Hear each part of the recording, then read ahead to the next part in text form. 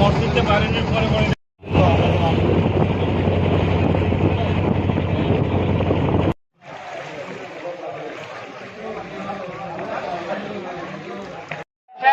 যদি কোনো ডক্টর হয় পাবেন। আর এটা হলো স্যালাইন, এটা স্যালাইন যদি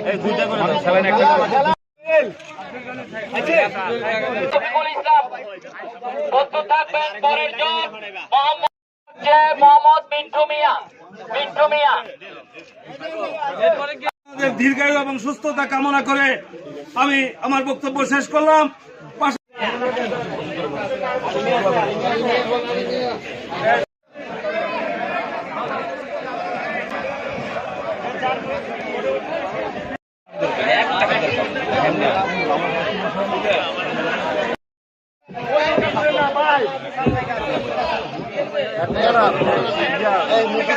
আমাদের জেলা বিএনপির সাধারণ সম্পাদক আক্তার সাহেব আসছেন, আরো অন্যান্য নেতৃবৃন্দরাও আসছেন। আমরা প্রতিবারই আপনাদের কাছে আসি যখনই সময় পাইছি।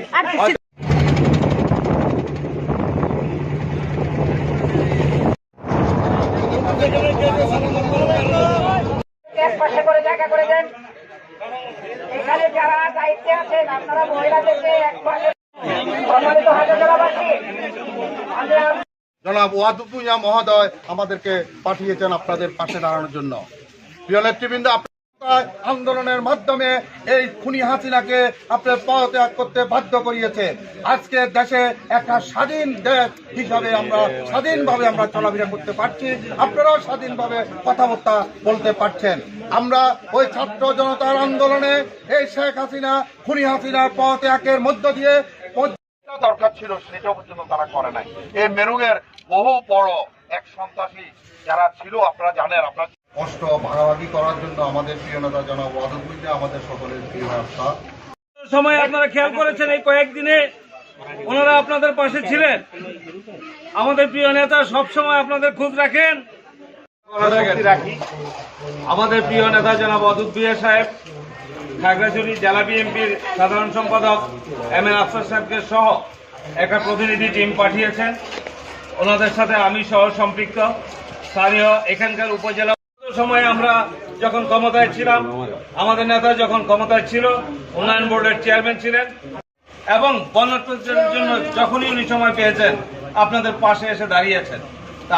পাশে আছি শুধু এটা বলার জন্য এবং আপনাদেরকে সাহস যোগানোর জন্য আমরা এই মুহূর্তে আপনাদের পাশে এসেছি।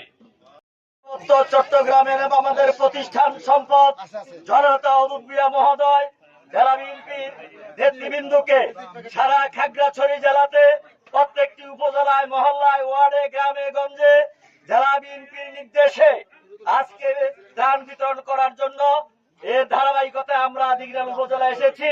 দিঘিনালা উপজেলা বিএনপি অঙ্গ সহযোগী সংগঠনের নেতৃবৃন্দ সহ এবং আমার সামনে আসে এবং উনি ওখান থেকে নির্দেশনা দিয়েছেন আমরা যেন সকলে মিলে আপনাদের পাশে থেকে ওনার সেই আগের 18 বছরের যে আপনাদের প্রতি মায়া মমতা যেটা আছে এখনো পর্যন্ত আছে এবং আগামী দিনেও থাকবে, ভবিষ্যতেও থাকবে। আপনাদেরকে সহযোগিতা করার জন্য আমরা বিগত 18 বছর আপনারা ছবি বড় তুললেন এর আগে বল আর কত লোক আমাদের সাদা বুকে হাতে ধরা